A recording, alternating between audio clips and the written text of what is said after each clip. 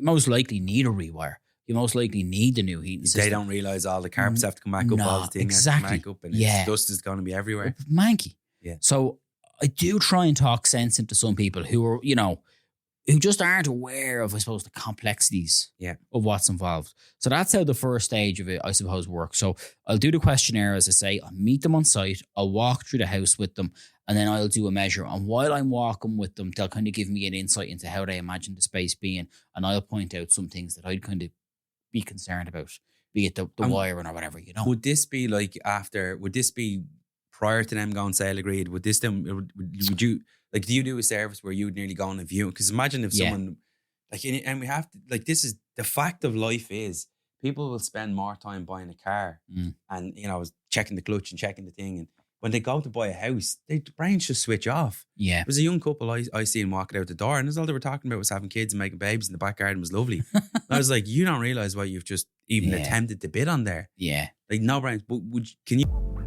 Welcome to Platinum Property Training's podcast, where we will be talking about business, money, and let's not forget the economy, real estate, and bringing in real inspirations. These are people that are doing some great things in our world. Like, share, add this to your playlist, and subscribe. Keep track of our updates. Okay, you beautiful people, sit back, relax, let's listen, and let's get down to business. Okay, you are very welcome back to this week's podcast. And today we have a really, really exciting guest again. We do pick the best. We have a very, very exciting guest today, and we're going to be talking about renovating properties and Shay's business. Shay Lally, you're very welcome in the studio today. Thank you, Paul. Thanks for having me. Absolutely. We're really looking forward to this one. So Shay owns a company called House to Restore. So obviously the wording is in there. You restore houses back to the finest way they should be. Absolutely. So Shay, just give us a little bit of an insight of what House to Restore means to you and where you came up with the name. Yeah, so I'm a quantity surveyor, and I always had an interest in property, really. Prior to even being a QS, I had an interest in property. And I came up with this idea, like, I kind of have a funny background in the sense that I used to be a full-time percussion player until I was about 22 or 23, and then I retrained to be a quantity surveyor. But when I first went to college, I came up with this idea. I used to always be looking at myhome.ie, and I came up with this idea that there should be a version of myhome.ie with just houses that need to be refurbished or renovated, and that there should be a guide as to how to go about the whole thing, like how to go about renovating a house, basically. And like, I was about 19 at the time. There was no Instagram. There was nothing like that on Facebook at the time. It just wasn't the vibe, And the idea came and went a few times. And then the lockdown came, obviously, a couple of years ago.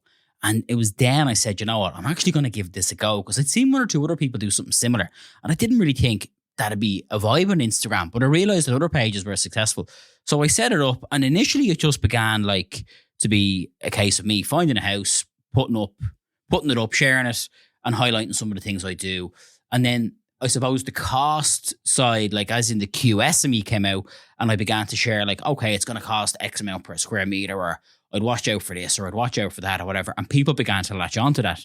And the numbers just sort of went through the roof. And it was probably because of a number of reasons. People wanted to be entertained at home. So there was a bit of probably entertainment because they were spending more time on their phones. Yeah. And then we also had everything was going up in cost and people were panicking. So they were probably looking for a bit of guidance because they were getting quotes back and the quotes were crazy. So all that probably helped the page, I suppose, So pre-Houses to Restore, like work-wise, I was running a facilities business, doing an awful lot of commercial painting, like repainting commercial buildings. I wasn't doing that myself now, but I had a team of lads that were doing it for me. And then doing other things, like you'd go into a building, maybe like replace ceiling tiles, carpet tiles, that sort of stuff, and spruce places up. And then Houses to Restore is a funny one because I've met so many people through Houses to Restore. And there's a fella, and I think he's watching tonight, Tom Rooney. And Tom Rooney rang me during one of the lockdowns. He said, I'm after meeting a man called Michael, and he's looking for someone to renovate a house. I told him you'd renovate the house for him. So up until that point, like even though I had Houses to Restore, I wasn't into doing work in residential properties. Like I was very much a commercial man, So we had the lockdown and there was only so much work we could do, we were permitted to do. Yeah. So I said, you know what, actually we'll do that house because we were permitted to do the house. And it went really, really well. And your man was delighted, the client was delighted. We got through the work, I think, in like 9 weeks. We kind of, tarted the house up, for want of a better word, in the space of 9 weeks. And he turned around to me and he said, I'm after doing a similar job in Limerick and it took me 9 months. How did you do it in 9 weeks? And that kind of snowballed then, and I just began to take more and more on. So essentially I operate it now like a management contractor, So I'm the project manager and I do the QS and Ps and the cost management. And then we'll sub out the work to all of the different trades. So you've built up a great little team now. Yeah. So it basically started, as I say, from an idea I had when I was 19 and did nothing about it. And then, 15 years later, I did something about it. And then it's snowballed into getting loads of projects and renovating houses for people. It's mad. Brilliant. Yeah, and shout out to Tom Rooney. He's served a lot of people around here very well. He's great. As you know, in the training company, everyone gets in and the first thing they want to do is, I want to buy a property. Yeah. And like calm the jets a little bit. And then Tom would go down and you'd have a look at the property and maybe that, even with a bit of training behind you, he could tell them, look, this isn't quite that such a deal you've seen.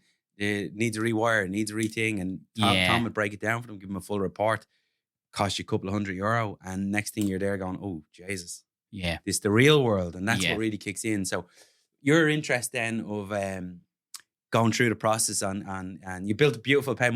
Tom actually told me to go and watch it one time. And I started looking through it and I was like, Jesus, they're all good projects. Yeah. When I'm buying deals, I'm focused in one or two areas where you'll throw up loads of different things and it's really, really interesting. And, it has a great following. And my wife always follows it too. And she's always looking at different projects. So take me back. You used to look at it, like it. Then it turned into a bit of a business. Yeah. Now you're like, oh, Jesus, this thing is at the kicking off. Now I can make some money out of something I like. No, it's gone crazy. And I think I'm just lucky that I kind of have this opportunity, but it's like making sure now that I suppose get the benefit of the opportunity or I do it in the right way and I'm just clever about it, which is always a challenge. And we're in such a mad market at the moment, between, I'm meeting clients and they're getting outbid on properties and then the price of doing the work and it just causes so much stress. So even though things are great and there's loads of work, there's loads of challenges to get around as well. And even then, like you mentioned, a team, trying to find good lads is a challenge, Trying to find bad lads, not that you'd be looking for them, but you can't even find a bad fella at the moment, And that's also a thing, So there's a couple of things to balance, I guess, and you have to be careful. You hit the nail right in the head there. My original past life, I was plumbing, heating and building. And when I went into property investing, you do get a little bit lazy because when he comes in, you don't really have to do too much. But you hit the nail right in the head now. It's a major, major challenge now. So I found myself, which we were talking about before the cameras went on here. Yeah. I found myself drifting back into project managing, mucking in. We just cannot get decent lads. We just can't get them and hold them. And if you do get them and you do hold them, you're paying them a chunk. Serious money, yeah. Yeah. So that leads us to again, and sometimes when I'm talking about this, people don't really understand it, but they definitely will because you specialize in this because you're a QS. Yeah. So if you're looking in at a project, say, on House to Restore, give us an insight of what may trigger your eyes to see a project. When I'm looking at them, so okay, so with Houses to Restore, sometimes I have to pick stuff that's kind of clickbaity. Let's be honest, so I have to pick a project or find something that's, a house that's in, I won't say the middle of nowhere, but it's up for 50 grand. Yeah. That's going to attract loads of eyes because people want to see what 50 grand buys. Yeah. So there's loads of different types of projects. But then a lot of the time, I go after the stuff that I like, as in the houses that appeal to me. So I love anything that has a bit of red brick. And anyone who follows the page will know that, a red brick Victorian house. I'm all over it, So I do love those projects, I have to say. So I'll look at that and I'll kind of say, okay, well, look, if I was to take that project on, how much would it cost me to rewire it? How much would it cost me to put in a new heating system and all that sort of lark? How much would it be to extend it if it needs to be extended? And any of the remodeling works, whatever. And I'll just give a breakdown. And anyone who's following me a while will see there's a consistent breakdown, as in I'll cover off things like strip out, demo and alterations, any building work that's needed, insulating, electrics, plumbing, as I say, if it needs other work, maybe a new roof or something like that, and I'll just put all those costs up. And because that's the good thing about it is because I'm actively taking on projects and I'm like what you're saying, I'm actively paying an electrician and a plumber and a bricklayer. You know what's what? You know where the market's at. So people might say, Jesus, they're wild numbers that you're putting up there. But I'd be lying to people if I told them you'll get this done for cheaper because you won't get it done for cheaper, And that's And that's the reality of it, So, yeah, so a lot of the properties I feature are ones that I like the look of, but then I have to be conscious that, look, you have to appeal to a wider base, So that'll be that. And then, like, inside the story post side of things, the stuff I'll feature then will be the projects that we're currently working on. And I'll point out a few things or explain things to people. Like, often I'll be talking about, insulated plasterboard. The average person who follows me has no idea what that even looks like, So you might just show up a photo of it, or the client might have picked a nice colour scheme on a house that's coming to an end, and you might throw a few photos up, and then you'll get a few questions about, what colours are they, just for a bit of engagement, because people love all that, Yeah. So I suppose it's a mixed bag. And then the challenge with it is that because you get so busy then with work, it's difficult to actually be fresh in the mind to come up with really good content. Yeah, because you're dealing with the problem of the refurb, which is, yeah. So it's just having the time as well is a big thing. So we've been slacking now a little bit. Look, we all do. The content, Look, I mean, when you get really busy, life takes over, and you have to have a bit of a life too. I know you've put your heart and soul into that, as you can see in the page. You really love it. Yeah.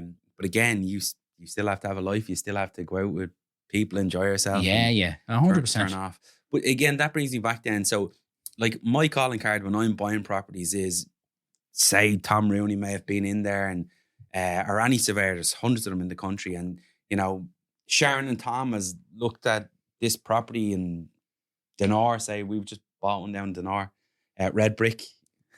Throw you the keys if you can have a look at it. But again, we would have bought one down there. It's red brick. It's sold for huge money. The people really loved it, wanted the project. Surveyor got in there, came back with needed new roofs, new doors, new windows, new heating system. Didn't add up to the banks, deal collapsed. Went back in the open market again. We're watching at this point. We track everything if we're interested in a project. Up in the open market, sold again for mad money. Same thing happened. Then the deal collapsed. That's where I go in, guns blazing, and try and get a deal. Yeah. But again, for that average person that may have got that over the line, like, I know what it's like to refurb these things. You know what it's like to refurb these things. But these people that may be paying $600,000 for a house that needs what me and you can do, like, how do you cost that out properly to say someone that might have said to you, Shay, I'm looking at this unit. It looks like it needs a good bit of work, but I think it's like 80 grand. Sean's going to do a bit. Shay's going to do a bit. My uncle's going to strip it out. And then you sit down with them and say, obviously, well, look, let's look at this properly, because you're not going to be able to do it all. Both of you working full time. Your uncle might strip the kitchen out for you, but he's not coming back to strip down plasterboard ceilings. Yeah. And that's the thing. Like, you're spot on in what you're saying. And like, you just meet a lot of people who are, I hate using the word, but there is a naivety there. And the challenge is, I don't know if it's because there's so many like property related TV shows, I don't know if it's a case of that, but I think people think they know more than they actually know. Because I know myself, I run into problems every day of the week. I'm sure you run into problems every day of the week, and we're both around it the whole time, So there is a naivety. So I suppose part of the process that I have when I'm dealing with clients is I start off with a home renovation assessment. That starts off with a questionnaire. I'll send them the questionnaire and ask them to fill it out. There'll be questions like, how long are you planning to live in the house? Do you want to extend? Do you want to just remodel? Do you want to renovate part of the house, all of the house? I'll try and get a kind of like an understanding of what they really want. Yeah. And then the next stage is I'll go and I'll meet them in the house and we'll have a look at everything. And I do try and get people to think long term, because sometimes people think, well, it doesn't really need a rewire. And sure, the rads are grand. And they're saying, well, this is our forever home. And it's like, well, if this is your forever home, you need you most likely need a rewire. You most likely need the new heating system. They don't realise all the carpets have to come back up, all the things have to come back up, and dust is going to be everywhere. Manky. Yeah. So I do try and talk sense into some people who are, who just aren't aware of, I suppose, the complexities of what's involved. So that's how the first stage of it, I suppose, works. So I'll do the questionnaire, as I say, I'll meet them on site, I'll walk through the house with them, and then I'll do a measure. And while I'm walking with them, they'll kind of give me an insight into how they imagine the space being, and I'll point out some things that I'd kind of be concerned about, be it the wiring or whatever, Would this be like would this be prior to them going sale agreed? Would you, like, do you do a service where you would nearly go on a view? Because imagine if someone, like, and we have to, like, this is the fact of life is people will spend more time buying a car and, checking the clutch and checking the thing. And when they go to buy a house, their brains just switch off. Yeah. There was a young couple I seen walking out the door, and that's all they were talking about was having kids and making babies in the back garden. Was lovely. I was like, you don't realize what you've just even attempted to bid on there. Yeah. Like, no brains. But do you go on viewings with people or? Yeah. So I suppose like there's a couple of times when I'd meet someone. So one would be someone has put in a bid and it's been accepted. Okay. So I met one girl last week and she was looking at buying a house and she wanted to see ultimately if her budget would cover what she wanted to do. So she was at the sale agreed point.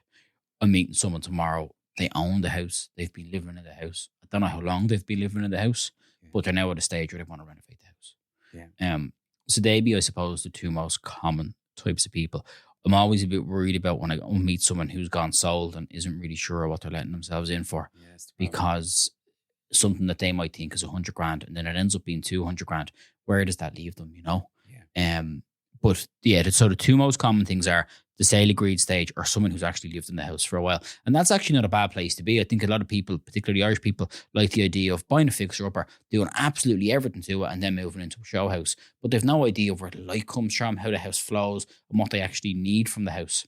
Yeah. So I think when someone does live in a house for a little while, I think there's actually an added benefit to that, you know? Yeah. So they're the two stages, and it's something that people can book in for through the Houses to Restore website. There's a booking portal, and that's how it works. And then they have the comfort of having someone there by the side before they spend 2, 3, 4, 5, 6. Yeah. I don't know. You probably, like, looking at your page, stuff goes into millions. So, mad money, yeah. Yeah. Mad So money. I mean, if you're going to spend that money and you've never even talked about a property, Yeah. you'd be absolutely crazy then not to try and jump on and learn something, or maybe take you along to the viewing with them. And I put like a spreadsheet together. So like all of the costs will be there from start to finish. And then if there's things we're discussing, like say the house last week, just because I was doing it up earlier for her, like, so it was fresh in my brain, there was a talk of like, you know, making the two reception rooms interconnecting, but it was something that was up in the air. So you can have a section where you have all these additional items or these ideas, and you can kind of see how much they're likely to cost.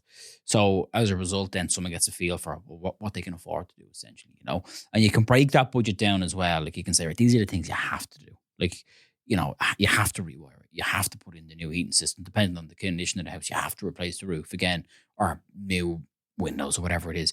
And then there's some things that, like, say a kitchen, they need to fit a kitchen. But then there's another list of things that are nice things to have that they don't necessarily need. Like they might have no kids and they might be buying a 4-bed house. They don't have to put carpet or floors into the 3 other bedrooms because they don't need them immediately.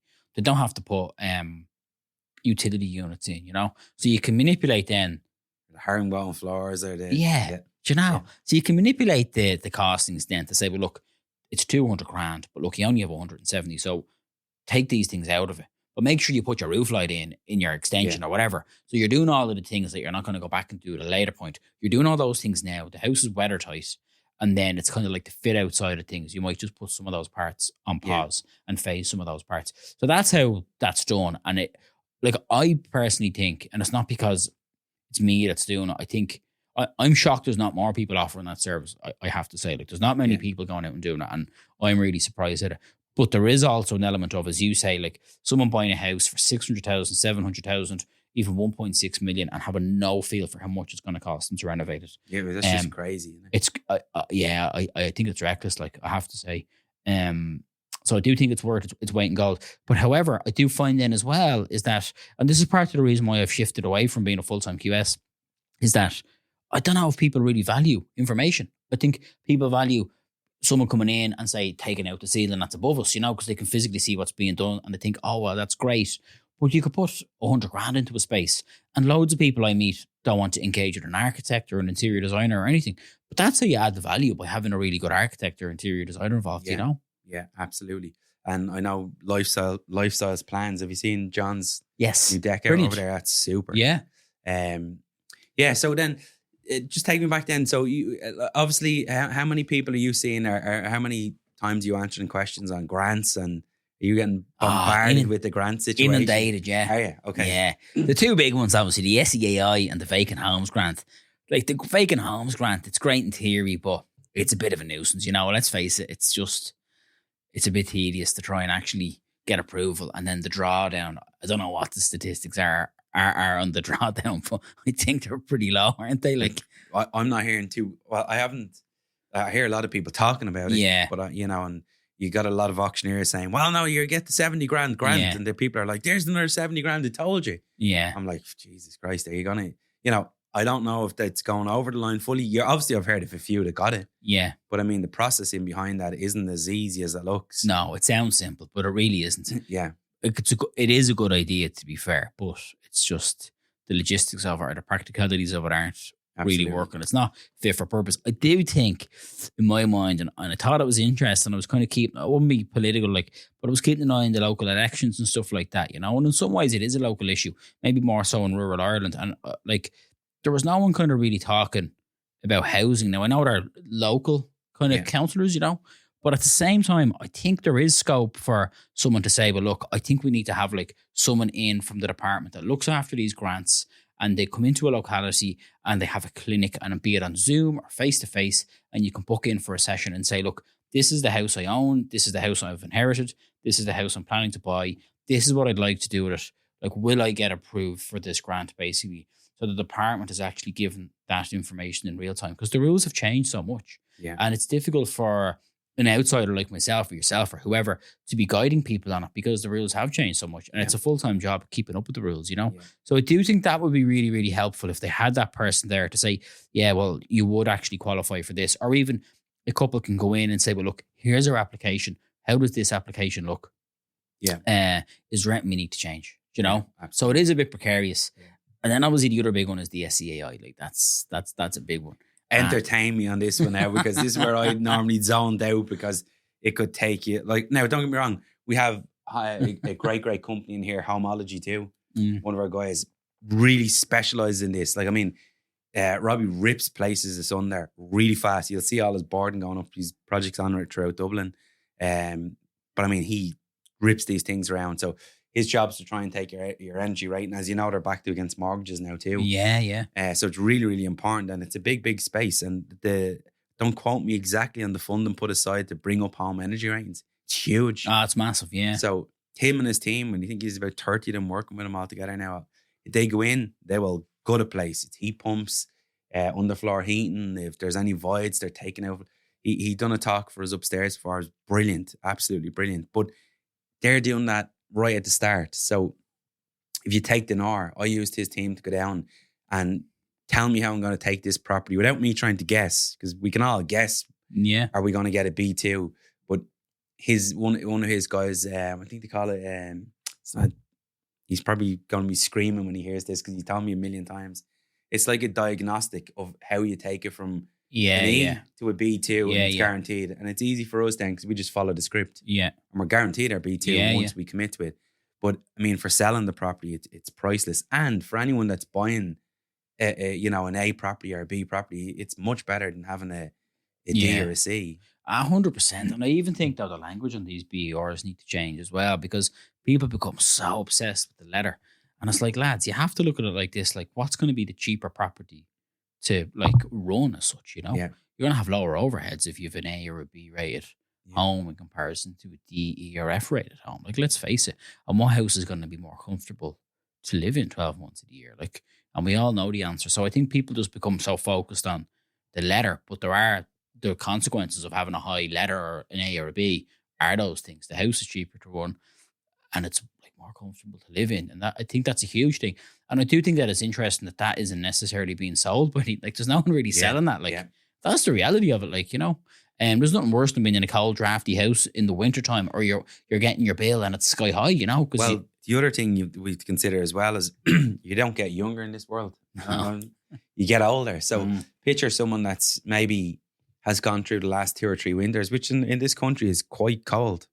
And they've sitting in an E house. Their husband may have died that lit the fire for them all the time. Yeah. And they're sitting there. They might have a couple of grand in the bank, 30 or 40,000 sitting there. And they have literally shaken themselves for the whole winter. It's so uncomfortable. Yeah. Whereas the likes of Homology went in there, and there are loads of other companies out there too, and explained to someone, well, we can have you sitting in this house comfortable, and here's how we can do it. Yeah. You know, people will listen, and the grants are there to help it too. So we should definitely use them, and there should be a little bit more education on how you can take that out. Because if you explain to someone in their 70s how they're not going to be shivering at 9 o'clock in the morning to 7 or 8 o'clock at night by the time the house actually warms up, it's a sin. Yeah. So great investment needed to bring up a lot of homes out there as well. Yeah. How many times do you get this question when a young couple say young couple from Ranelagh, both in the legal profession, say, both on good wages, and they see a property, say, in Ranelagh, and it's 600,000. And you from your survey know that you need 250,000 to take it to a B and to pull out the work that they want to get in the property. And say the property's nudging at 650,000, you're pre-talks to them, and they're saying, you're trying to tell them, well, look, this is now going to cost you 250 on top of that. So I wouldn't be bidding any more here now. And they're like, well, Shay, it's going up and up and up. Yeah. And they're stretching themselves really far. Yeah. And then next thing, it hits 700,000. The 250 work still has to be done. Yeah. Then they start to try and tell themselves about their uncle, their auntie, and maybe the few bob cash they have. But realistically, when a building team needs to go in, you're definitely going to get that 250 build. Yeah. How many times do you feel that's happening out there in the market now, the way markets are going? Yeah, I think it's happening a lot, and I think people are really pushing themselves to buy things at an inflated price. But I do also think like they're kind of probably caught between a rock and a hard place, because if they don't buy something at a slightly inflated price, because we've such a poor supply at the moment, realistically in a year's time, that property isn't going down in value. It's probably going to go up further, And that's the challenge. And I think that's the mindset a lot of people have. So people are putting themselves under pressure to go beyond where they should go. And I think that's why the market is just so crazy. I think there's just panic at the moment. Like that's just my take on it.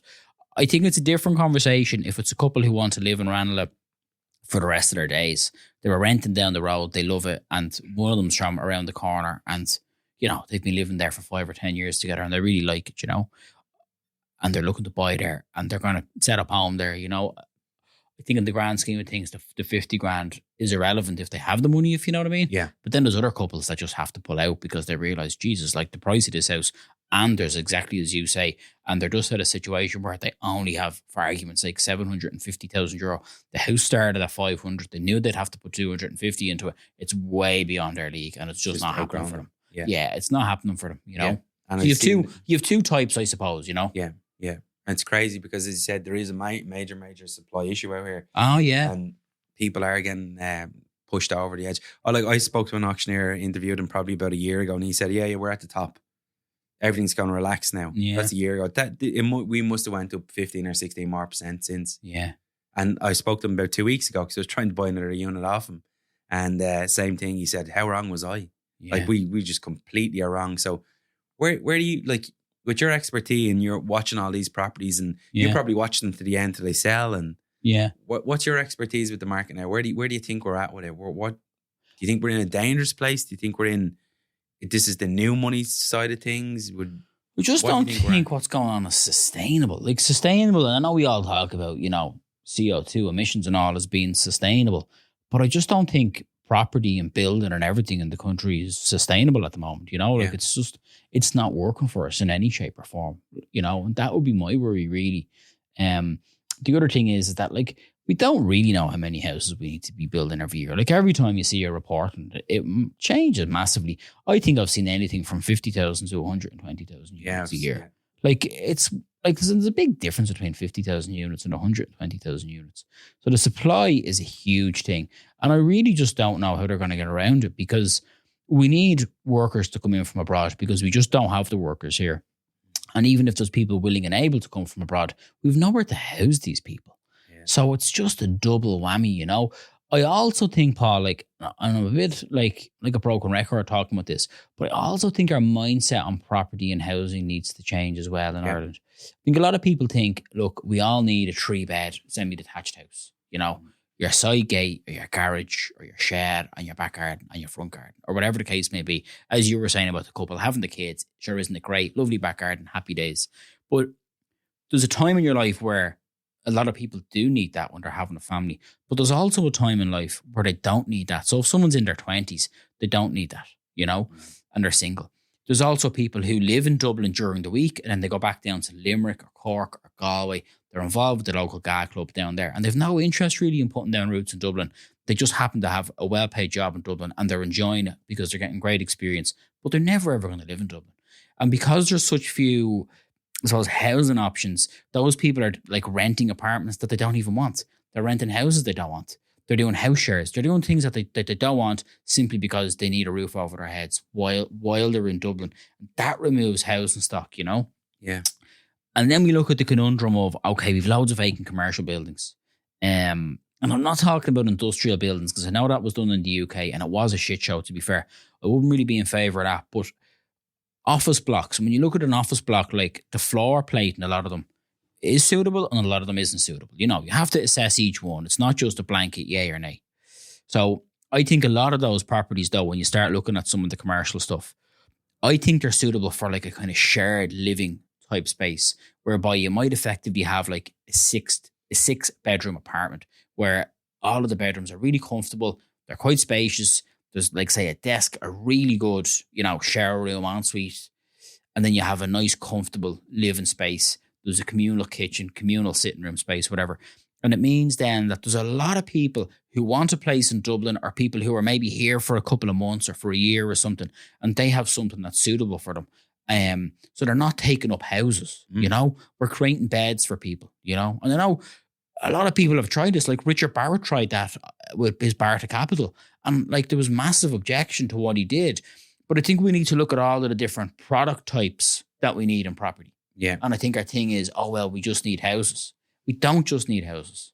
And I think if we did that and we had those sorts of units, I think it would free up a lot of houses and provide a lot of accommodation. And it would also make it easier for people to come from abroad because they'd know, well, look, there is actually some accommodation there for me. I'm only going to Dublin for 2 years. Yeah. I want to make money. I don't want big rents. That bedroom would suit me down to the ground. Sure, I'm going to be out working 6 days a week anyway. Yeah. You know? So commercial to resi buildings. Yeah. Yeah. We done a course in that last year? Commercial to resi course, great course. Yeah. Opens up your eyes to a lot of stuff and opens up your eyes to a lot of planning issues. Again, tricky buildings to work in. You need to know your stuff. Yeah. So we would have broken the whole thing right back down, showed a different few projects. And there's definitely room in the market for that. Like you drive around Dublin at the moment, these buildings are sitting there and people are not looking at them. Yeah. They're either think, this could be the other thing that's happening. It's just far too hard work. Yeah. Which it definitely is difficult to do. Yeah. Or else their eyeballs just aren't on them. Maybe No. investors, their eyeballs just haven't quite twigged that lump of gold can be very profitable and it can serve very, very well if done correctly. Yeah. I think like I did a radio interview on this and there was a chat about it, you know, and a bit of a debate about it. And someone made the argument that these buildings, like sure, someone took the risk out of them in the 60s and the 70s because someone dug the ground and they did all that sort of stuff. But let's face it, like if you're buying an old office building, it's no different than buying an old house. There are going to be problems. There are going to be things like rise and damp. The roof does have to be replaced. There's a massive thing with those ventilation, like general M&E, because the M&E in the commercial building and a resi is just totally different, obviously, you know? So there's all these things to consider. But that's why I'd go back and say, like, look, they're conducive to the shared living space because there's less services and less ventilation if 6 people are using one kitchen rather than putting in loads of one-bed apartments and everyone needing their own kitchen. Yeah. You know, you'd have ducting going everywhere. You know what I mean? So that's my thought process on that. Well, it's definitely a difficult one. You know, I think there's a lack of security there maybe. So it's a bit of a gamble for an investor to jump in and do that. And there's a friend of mine and he's a property developer and like he's building housing estates now. And he said he finds building a housing estate easier than renovating a one-off house. And he was renovating one-off houses. Yeah. Because there's just, the system is different. Whereas if you're building houses, you get a system going and it's just like a conveyor belt. Whereas when you're renovating a property, it's more challenging to have that system in place. Oh my God, you hit the nail on the head. As I said to you earlier on as well when we were talking backstage, you were saying, am I still involved in the voice from the dust today? My eyeballs look like two things. Like they are difficult, really difficult, which leads me on to the next question. Yeah. And they're really, really difficult to do. And people get involved in property and the first thing they want to do is, I want a lump of cash. Our Homes Under the Hammer have destroyed this. Everyone in Ireland watches Homes Under the Hammer. It's a great, great show. But when they come back 19 months later and they've spent $5,000, there's a bit of a scam there somewhere. Someone's not telling the truth. Yeah. Right? Again, if you're getting into the flipping space, it is difficult. And what I say to people as well is you have to be very careful. You're not just buying work. Yeah. Because there's tons of work out there if you're a tradesman. Yeah. What's your thoughts on flipping property? It's Think it's interesting. easy? No, I don't. I think it's easy if you've. I'd say I think it's easy. I think if you have some experience in the building game, you know what you're letting yourself in for. But there's people who maybe have come into money and now they're deciding, oh, I'm going to get into flipping property. They don't know anything about construction, and it would be like me opening a car garage and buying loads of cars to sell. I wouldn't have a clue. Like, I know what cars I like to look at, but mechanically, I wouldn't really It's know. like going in to change a clutch in a car. Yeah. I don't think people think about it properly, do they? No, you wouldn't have a clue, you know. But one thing I've seen is that like a lot of people, you see them online, and you know, I was saying this to you, but before we kicked off, they're filling their boots, their cars with sanitary ware and tiles, and they're shopping around and they're doing all this sort of stuff. And if someone said to me, if you buy a house to flip, it's likely going to be an 18-month process from the time you first went to view that house until you sell that house. Yeah. Between, you know, the whole bidding war, the legals, you know, getting your Tom Rooney in. Tom's getting a great plug today, Tom's isn't he? getting a good plug here now. He's to do something for me next week. I'm hoping he'll go a little bit lighter on the tell fee. you now, as long as I know the man, he's never let me down once. So No, he's and brilliant. I've had to ask him to go on last one. We were getting such a good deal. I said, Tom, I'm going to need you just to triple check this. Yeah, just And in he goes, case. Yeah, it is. It is X, Y, and Z, and that's brilliant. But yeah, sorry. I've lost my train of thought. Oh, we're talking People about putting stuff in the cars. yeah, the sanitary ware and all that sort of stuff, you know. But there is like, it's not far off 18 months between going to first view it, all the legal piece, getting the deal over the line, like buying the house, and then you start doing the work, or you start figuring out what you want to do to the house, you know. And then you get stuck in and you do the work. It's not a linear, you know, process of renovating a house. You're going to hit a wall. Someone's not going to turn up. Someone's going to start a job. They're going to disappear for 2 weeks. There's all sorts of delays. Tiles you want won't be in stock, or they'll run out of something, or you know yourself. And you have all these bits, you know. And then someone will say, well, I made 50 grand off that deal. But it actually took them 18 months. And they put a massive amount of their own time into it. They've financed the deal. They took a massive gamble. And if the market, okay, we're in an upward market at the moment. Yeah. But if the market was to dip and you're taking that gamble and you're putting all that time in, I don't know if it's the best way to make money, really, to be honest. You have to be very careful of it. I think so. And it is a form of gambling. Yeah. It definitely is. If you don't know, if you haven't bought that at a massive discount, which I think your average person out there that knows nothing about property, that has never been in a training company, has never tuned into house to restore, and hasn't got some level of education on it. Yeah. That queues up with 30 or 40 psychopaths and outbids that property. This, with an ego kicks in that they've bought it. Yeah. And then they go into this world, well, me and Sharon are going to do this flip.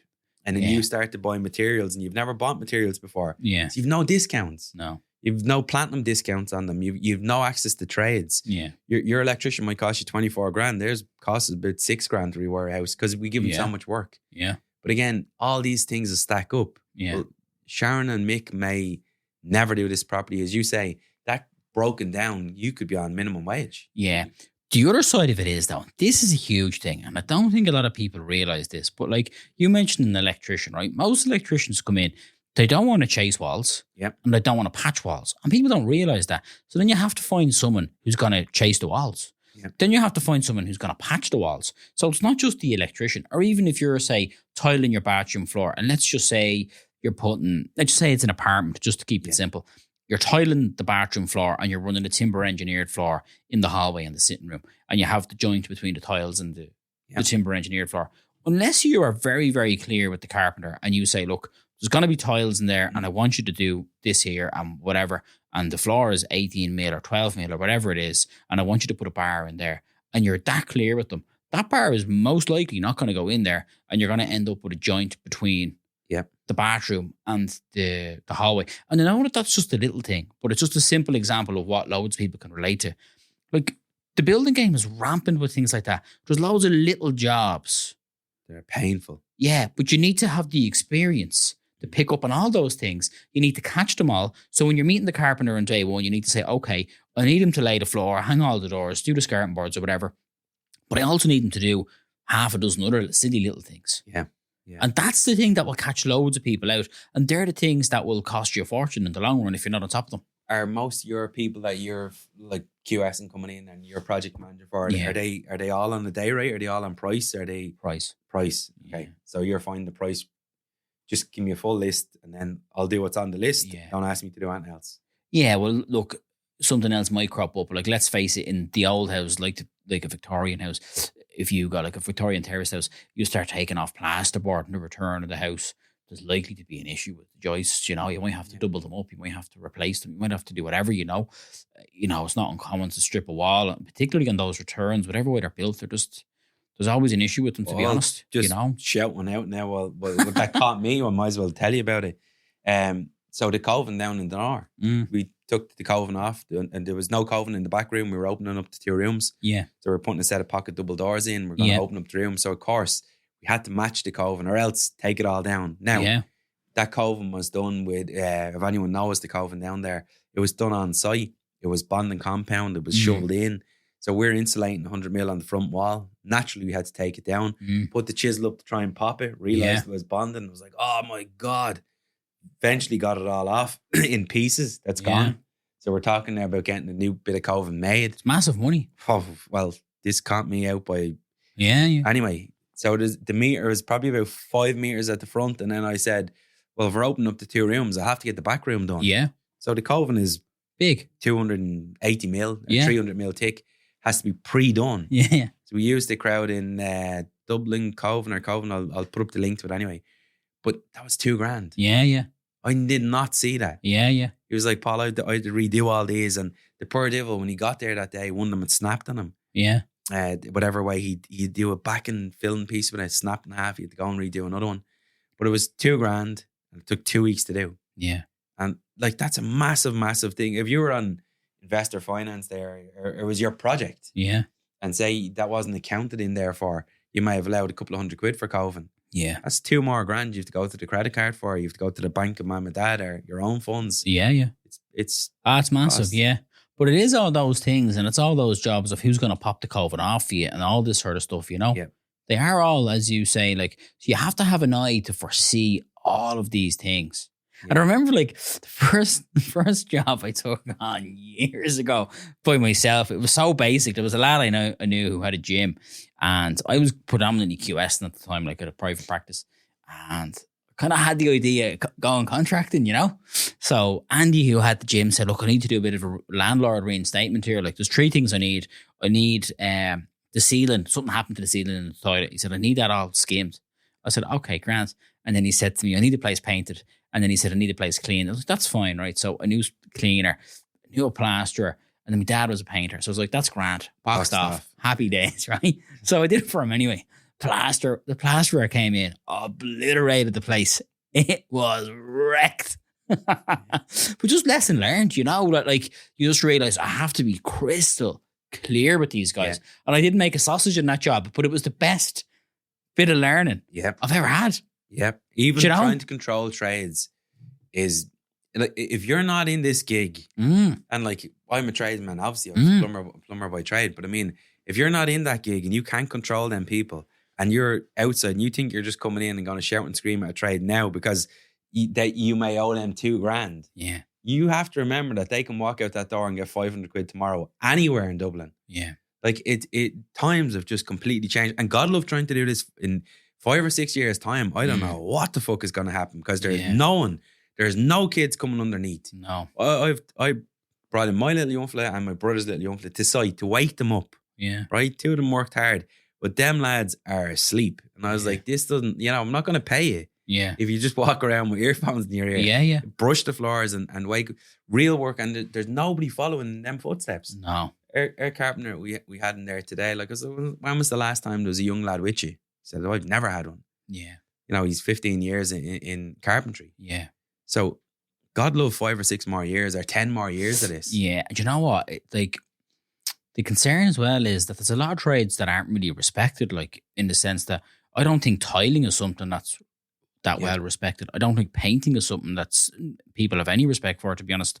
And plastering is something as well that's totally unrespected. That's just from what I see, and people don't place the value on it. But they're the things that actually pull the job together. Because if you go and buy expensive tiles, you want someone really good,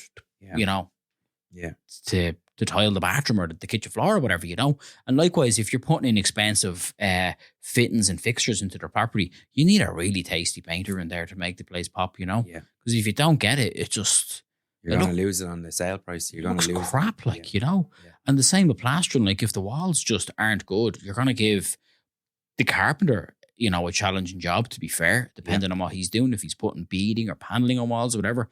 And you're also going to give the painter an awful lot of extra work as well. So there are three things that are really, I think so. And then other random things, like everyone loves to get a bit of wallpaper put underneath their toilet in the stairs, you know. And we were doing a job there, and to try and get someone to hang. Like more or less 2 lengths of wallpaper, 2 rolls of wallpaper. I got a fella, and he did such a brilliant job. No one else wanted to touch it. Yeah. You know? We just bought some over off Jerry Kelly over in the Long Mile. Ah, right. great selection of stuff too, and great, fantastic help. But it leads me then to another question. Then I've a load of questions for you today, all in my memory. Again, how many people are you seeing? Because you obviously go through tons of properties. Yeah. How many people are you seeing in the downsizing model? Like, again, no stock really for them to downsize in, but I just noticed an apartment block coming up through Walkinstown. Yeah. I don't know if you've seen that one. No. On the front of the apartment block, I think there's 50 apartments in it. Okay. These apartments are rented out to 55s and over only. Oh. I was like, boy, Jesus. So obviously a lot of old couples in Walkinstown, 4 or 5 bed houses. Yeah. They're obviously low energy rating, perfect time to sell. Yeah. And then they go and rent one of these, and they know it's a low key community that they've lived in all their life. Yeah. And they're nice high end A-rated apartments. Yeah. How many people would you see? Because I see you pop stuff on Fox Rock and very few. Very few. Like, genuinely, Paul, like next to no one. And I think the big concern is, I think people have this idea, I'd love to do it, but their worry is that, well, what if we sell the family home and we can't buy something? Yeah. The other side of it is then as well, and this is a crucial thing in property as well, I think, and you've probably copped this yourself, but there's so many people at the 400,000, 500,000, 600,000 euro price point. Yeah. Probably the most heated price point, I'd imagine, right? And a lot of these people are selling the houses that are 5 bedrooms, the Fox Rock houses, all this sort of stuff. A lot of those houses, I know it sounds mad and all, but they're 850, 950, 1.2, 1.5 million. They're big dosh. Yeah. You actually get better value the higher end of the market than you do. Like, 1.5 million is going to go and get you a lot more than 600,000 euro at the moment because there's less people at that 1.5 million bracket. Obviously, you have to buy right and whatever. But that's just how I've sort of seen you've hit the nail on the head. Our financial advisor, Ask Paul. Yeah. He says the exact same thing as that. Yeah. And he often even says for young people coming up or people that's getting out, you're not buying a house, you're buying a mortgage. Yeah. Which is true. You're like, if you've gone through, we've done 3 or 4 mortgages last year, man, it's so fucking stressful. Pain in the arse. It is so stressful. Like, if you're at the raising private finance and you're trying to exit out. Yeah. I mean, and you've got these things changing all. There's still us up there, actually. We were at an event from there last week. But I mean, if you've got all them different challenges coming at you and you've just completed a refurb. Yeah. Your brain is mashed potatoes. Like, it's hard work. It's not easy. Yeah. So I think the big thing is, I think a lot of older people, like, they're very much like, okay, well, I'm only getting that for me 600,000 euro. I'm on, you know? Yeah. And I think there's a bit of that going on as well. And again, it comes back to what I was saying about the property types. I think that shared model that I mentioned, there's definitely scope for more retirement villages and more developments like what you were talking about. 100%. And if people had that reassurance that they know, if I sell my house for £1 million, I can buy a 2-bedroom bungalow in my neighborhood for 400 grand, for argument's sake. They're happy and they know they can definitely get it, you know? Yeah. So it's definitely something that we're going to need as well. So to have a more functioning market. So, you know, and it's just you're looking at 2 different ends of the market, really, you know? Yeah. And a release stock too. Because people are in the wrong type of property. Yeah. Well, let's say, like, if you've got one person living in Dalkey and they've lived there all their life and they're 77 and they're trying to downsize to a smaller place in Dalkey. Yeah. I mean, there's nobody there for that transition. Let's No. say that the old man died and the woman's on her own and she's in a property that's worth $1 million. Yeah. But to her, it's not because she can't get up the fucking stairs. Yeah. So that's another fantastic business. If someone could align that business, but again, they're going to run into stock issues. Yeah. You have to try and find the property. And then if you've got a woman, say in her 70s, or they've lived in a certain way all their life, you have to try and I can only imagine this, but you're gonna have to try and replicate what she had to this smaller bungalow. Very difficult. And release that stock, man. Yeah. Great Remember business. seeing something on TV or something, and there's someone that actually specializes in doing that. They kind of go into the family home, like the big house, if you like. Yeah. Excuse me, take all the bits and then make the smaller house look like the old house. Well, because change, a lot of people don't like change, but unfortunately, if they haven't gone up the stairs for years, and they maybe, I know one person in particular was living from their sitting room now because they couldn't go up the stairs and they didn't want the stair lift because these people get, if you have pride in your life all the time, and the last thing you want to do is say, I can't go up the stairs, but they need to have a company or a business to be able to go in and say, well, look, there is a 6 units coming at the top of the road, which are a downsized bungalow, and it's a gated community, and it's lovely and it will work for you. Yeah. And I think that's a lot of things. I believe the planners are a little bit more lenient on, now I don't know, I'm only hearing this from the grapevine. Yeah. If you're doing a development of 12 units and it's to do with downsizing, or it's to do with residential, it's to do with community living for older folks. Yeah. They're a little bit more lenient. They want them, like they really need them. So that was the big challenge is, right? And here's the thing. This is the way my brain works sometimes, is that the first generation of those retirement villages is sort of easy, right? Yeah. So the ones in Walkinstown, they're a doddle, right? And let's just say you could buy them and they were 300 grand, just for argument's sake. So you sell your house and you buy it. And then someone dies, and like that couple or that person that's living in that dies. Yeah. You know, and then if you're selling it, do you sell it with the restrictions of you have to be 55 or older, you know?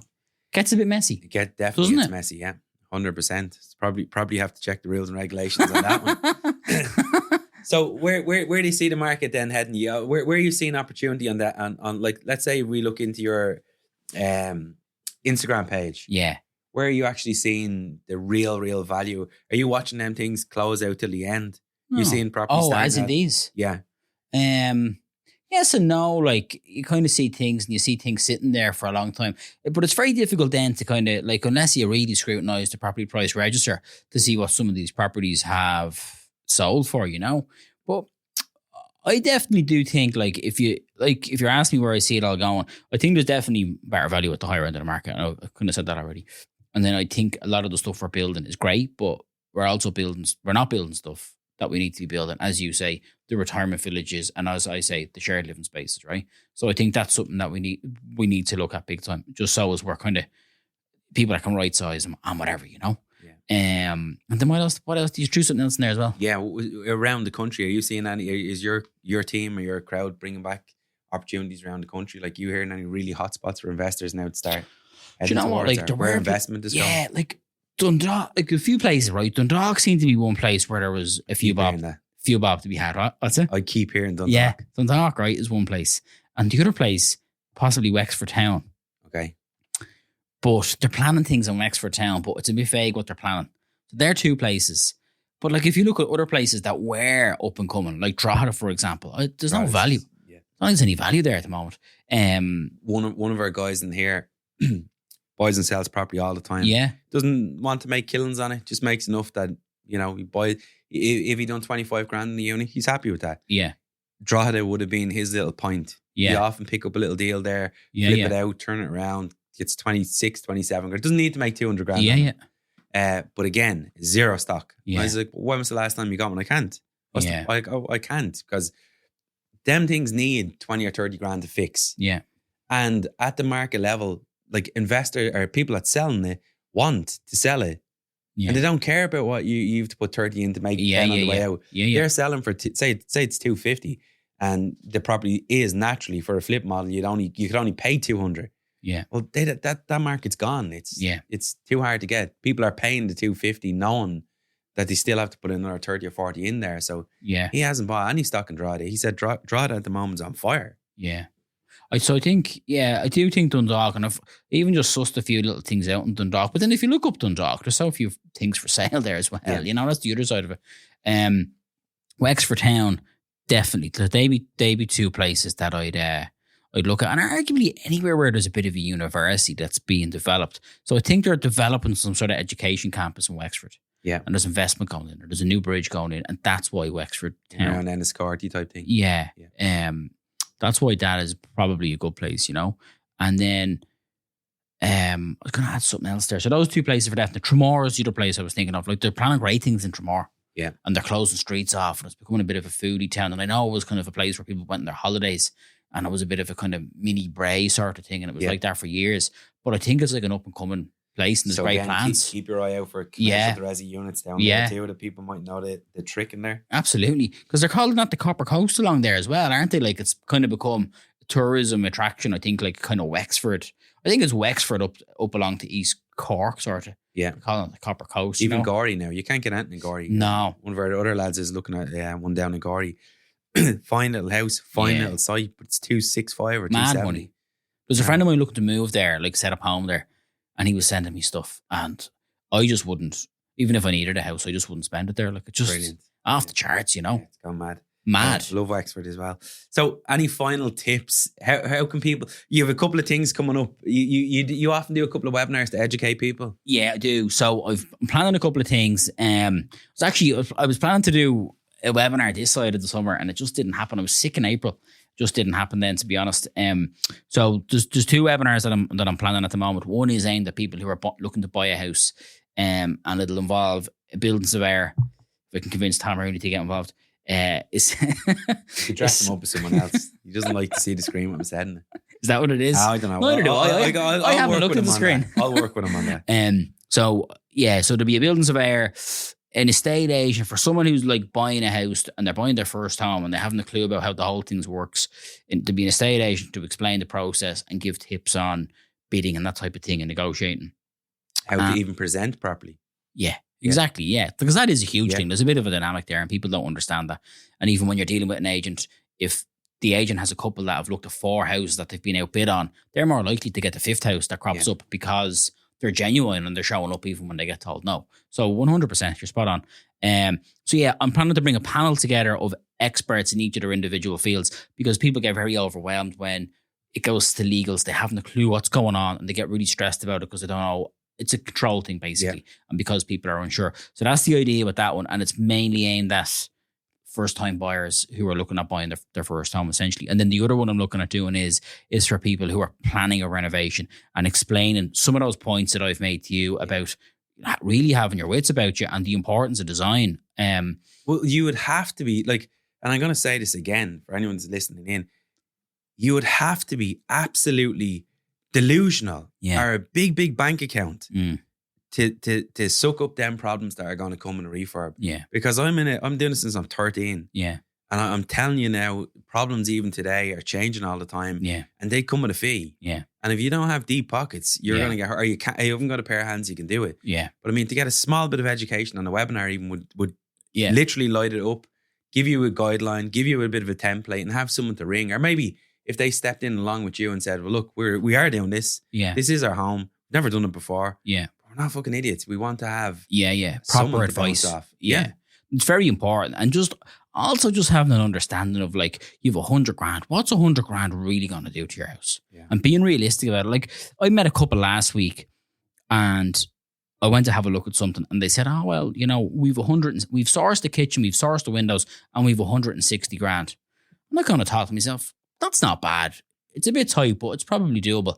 And then I said, just so we're crystal clear, does the $160,000, like, that's aside from the windows and the doors? And I said, no, like, the cost of them are coming out of the $160,000. I said, how much are the windows and doors? They said, well, collectively 55,000. So I said, we're down to the 105. They said, yeah, 105. And I said, no. I said, like, this is a 215 grand project all day long. And they turned around to me and said, yeah, you know what? The architect had a QS involved there a couple of months ago. He said the same thing, 200 grand. And they didn't heed the advice. So if you're paying for advice and you're dealing with good people, listen to those people because they've done it dozens of times. Yeah. Do you know? Yeah. And it's a very painful trap to be in. If you're sitting there with a property half renovated and you're looking at your bank, you're looking at your uncle there, you know, you usually, if you've bought a property and you've got to that point where you've got the keys and you may have got a strip out done. Yeah. Most of your money's gone. Yeah. Now you have to start thinking, where am I going to get the rest? Yeah. Unless mommy or daddy have big, you know, and they're going to fund you. But again, there's going to be a stop off of that too. But I mean, if you haven't planned this thing correctly, you are literally going to find yourself in a dark hole very quickly. Yeah. 100%. So just shout out the dates and then they're going to come in the next few so months. if whoever's watching, if you don't follow me, give Houses to Restore a follow. And I also have a website, houses2restore.ie. So if there is anyone watching who wants to say book in for that home renovation assessment, I also do Zoom calls with people just if they're at the preliminary stage of looking at properties and they might be just trying to get a gauge of how much a certain type of house, people are looking at houses in Cabra and they might want to figure out how much does it cost to renovate this type of house. So fantastic. I can kind of cover that off in a Zoom. So that's all on Houses to Restore.ie, and I'll be launching then the webinars through the Instagram page. So the best thing I'll say is follow the Instagram page and the rest will follow from there. Brilliant. So it all happens on the Instagram page. Yeah. Lovely stuff. One last one then, and then we'll let you wrap up. And thanks a million for jumping over, and thanks a million for giving us some of your inside knowledge in this. What is the best property deal you've seen? Oh, Jesus. Because everyone gets to see the great ones. That one that you showed me in that one that you showed me in Banagher 2 years ago. Oh, well, I still have that. That seems to stack up quite well. Slide back my bar of gold. That is that one. That is a great. I actually really like this. When I came in, I thought it was a complimentary bottle of aftershave, but look, it's nice. Yeah, the 1 million. That's what it's like, isn't it? That was our last podcast. We were talking about gold, money. Okay. So you like that project? Yeah. Yeah. Well, that would appeal to me, yeah. I said it to you at the time, yeah. Yeah. I think it's a clever one, and the way you have it at the back, there's scope for the sort of more townhouses, and then you have, I'm not sure what your plans are for the ground floor, if it's going to be a commercial or retail or what. But, no commercial, just all. All resident. Yeah, we're pre-approved now, we're all done. Yeah, so that's great. I'll shoot you the plans, you can have a look at them. Yeah, no, I think that's a really interesting one, yeah, definitely. Yeah, lovely stuff. All right, Shay, thanks a million for dropping in. Thanks for having me. Thanks, you're absolutely brilliant. And look, onwards and upwards. And as I said, say to most people again, if you're struggling to find a studio and you want to do that debate and you want to have it here, we can get out 4 people for you. Yeah. You come in here and definitely, and I'd love to listen into that one as well. Brilliant. All right, Shay, thanks a million. And thanks, Paul. Thanks for listening in this week. And we will chat to you again with another great host, great speaker next week. Chat to you all very soon. So folks, if you liked what we talked about tonight, don't forget to give us a like, a follow and a share and subscribe. And again, go and follow House to Restore Ireland. They've got some great content and I'll keep you really up to date with the property market here in Ireland. Chat to you all soon.